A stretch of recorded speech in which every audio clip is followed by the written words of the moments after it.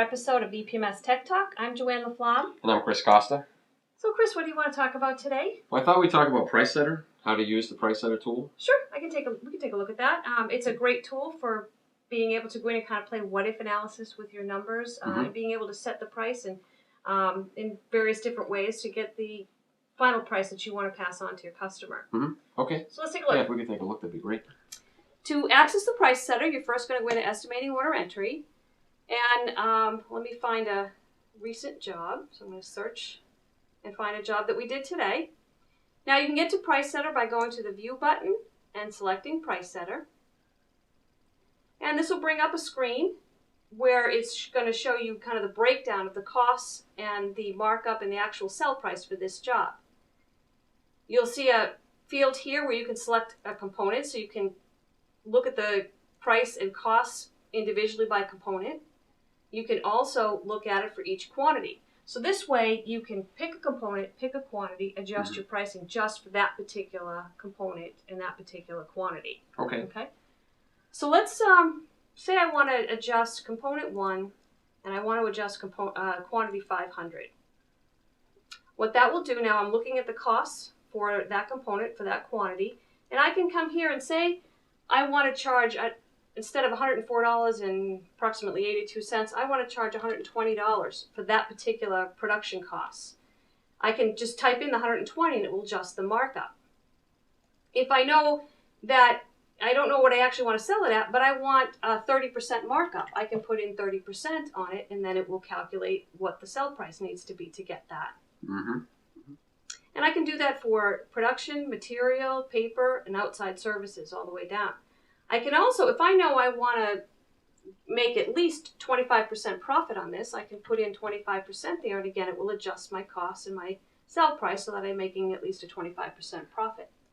Value added, I could do the same thing. If I want 85% value added, I can type that in there, and again, it will adjust my cost so I get 85% value added. And I can even override the commission, which is a checkbox here, if I want to override the commission amount. Okay. Now, once I get, let's leave it at this. I wanted the 85% value added, so my price now is going to be $295.24.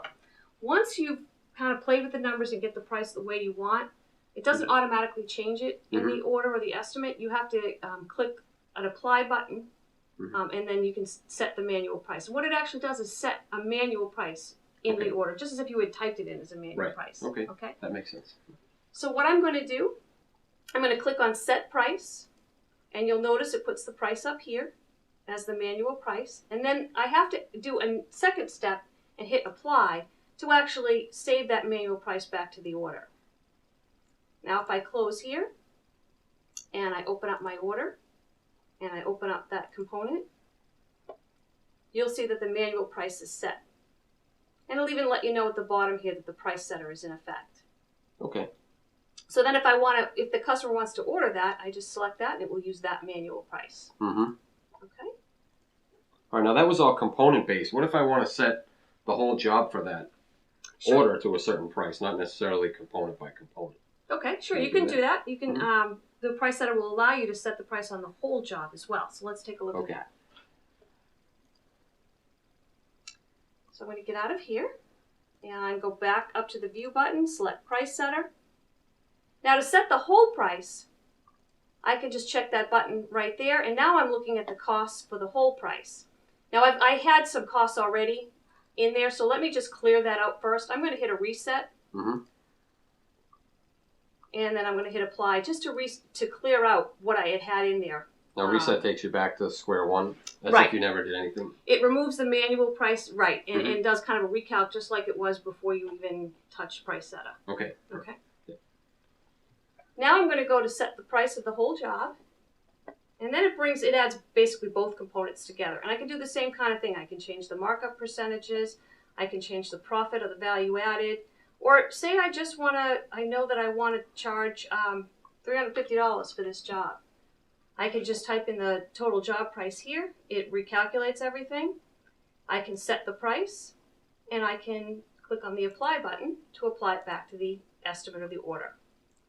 Now what this will do is when I open up this estimate or order, it'll actually put the manual price in the first component, And then it checks off the option at the top here to use component 1 price as total job price. Mm-hmm. Okay. Okay, so it won't even look at the other components. Okay, very good. Okay. I have one CSR that I would actually trust to use this right before she bills the job. Is there a way, as I approach invoicing, to be able to do this in accounting? Sure, absolutely. It is only in accounting, but if you, let's save this order. And we'll go into AR. And we'll go to close out a job. And let me select one of the jobs here, close it out. And you'll see that you have access to the price setter button here. You click on price setter and you get to the same screen. It will do the exact same thing. It will apply the price to the order. And then when you go to invoice it, it brings that manual price into the order, into the invoice.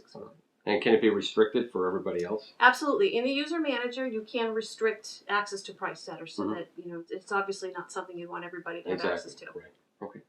All right, do you have any other questions? No, that sounds very good. Well, thank you. Okay, thank you. Thank you for joining us for another episode of EPMS Tech Talk. I'm Joanne LaFlamme. And I'm Chris Costa. Please look forward for more to come.